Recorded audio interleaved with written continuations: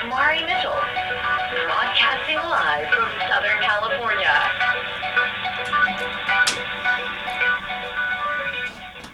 Hi, and welcome to Dare Be Authentic Radio. I'm your host, Mari Mitchell. I'm so happy to be here with you today, and I have a very special guest. His name is Mario Quiñones. He's going to be talking about the injury he sustained and how he has persisted through his recovery. He will be releasing his first novel, MegAm, Fish Me Out, in April. Mario has a BA in creative writing and a minor in music. He's the author of I Am the Truth Hollywood. He also scouted, coached, and managed actor Tony Revolori, best known for the role of Flash Thompson's Spider-Man, Homecoming, and Spider-Man Far From Home. Welcome to the show, Mario. How are you doing today? Doing great. Thank you so much. Great. Very good. So let's start out with you telling a little bit about the story of your injury and the challenges that you faced. Yeah, for sure. 6 years ago, I got poisoned and I was in a coma for 17 days.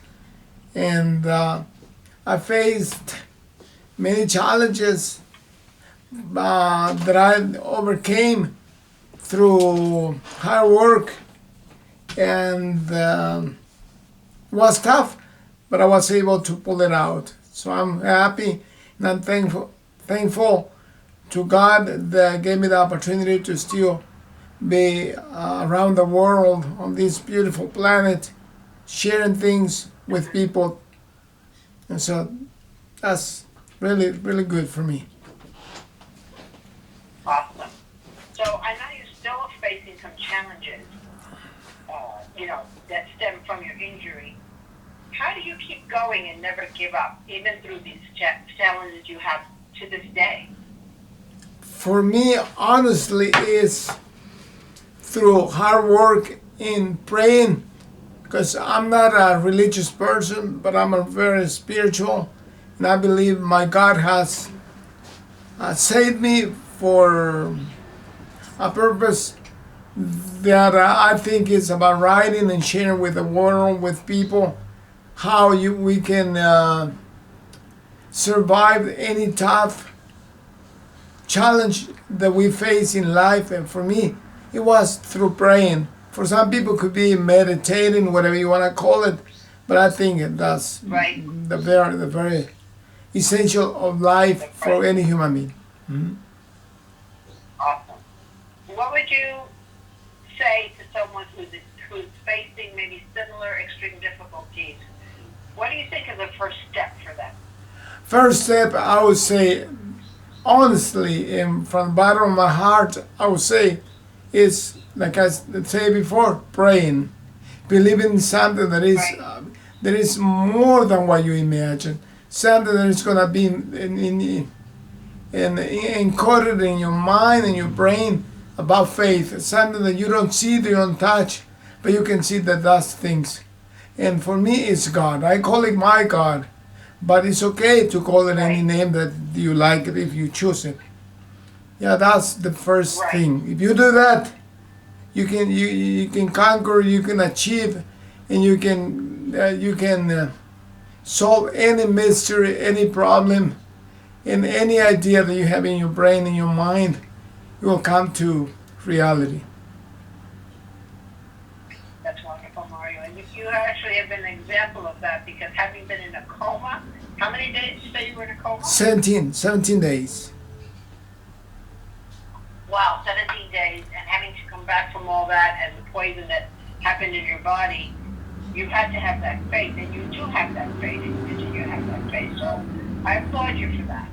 And also, not only for you having faith, but for you telling other people, hey, this is a way to move forward in your life with faith. And it doesn't matter what you call it your God, it doesn't matter what anyone calls it, but just a faith that there is a divine being who helps us, right? Exactly. That's the bottom line. Right. True. When did you have this faith from the time you were a little boy? Did that come forward as you got older? That's an amazing question, because, I've been a child. I call myself chosen one, because indeed I was chosen from the very beginning. I didn't know anything about God, about anything about spirituality, but I knew it. Even though that I didn't know it, no one had told me when I was about 2 years old. I knew how to tell the difference between right and wrong. And I knew that the right thing, the good things and the bad things. And I knew that the good things had to be done spiritually. And I learned that there was a God for me, that human being that never let me go. Because I have faced the bad things, spirits that have done terrible things to me.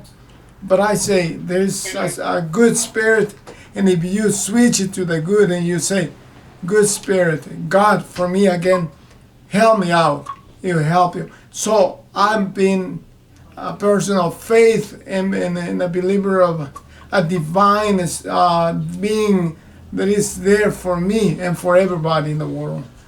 And then, yeah, from the very beginning, I was a person of faith because I had sold things that if I tell you, I wouldn't have time to share with you. Things that you say, this guy might be crazy, or I don't know, because I wouldn't believe what he's telling me. Because there's things that I wouldn't believe myself that had happened to me, and through God, through my spirit, through meditation, through praying, I've been able to solve them since I was 3-4 years old that I ever remember. Wow, since you can remember, that's wonderful. That's really great. Yeah. Awesome. So let's talk a little bit about the role that authenticity has played in this for you. Oh, that's a good one, a really nice one. Because I've been a person of truth. I cannot do anything in life, and I haven't been able to find any other way, any other thing, because to me, truth is what it makes the difference in life. If governments would be truthful and be authentic, we will solve many problems. Because I have solved things. I've never hated anybody. I never had done any terrible thing. Just mistakes, errors as human being. Because I'm a lover of truth. Without truth, nothing works for me. So authenticity is what it rolls the big wheels. Small wheel that it rolls everything around the universe. For me. Right. I agree. Authenticity. I was having a conversation this morning. To be authentic with each other, to really share how we feel, or to share, I don't like this, I do like that. I need time alone right now, or I want to spend time with other people, whatever it may be. It's not something that our society is big on, No. Our society is the opposite. It's big on being fake, and just faking everything, right? Yeah, exactly. Yeah. I'm gonna share. Go ahead. Go ahead. No, go ahead, please. No, you go. Okay. I was gonna share this little one that I've been talking to people that I know in religion, religious people that talk to me. Like I said at the beginning, I'm not a religious person, but I respect. I respect anybody, and if he helps you, going to any religious organization helps you or help me, I'm gonna take it.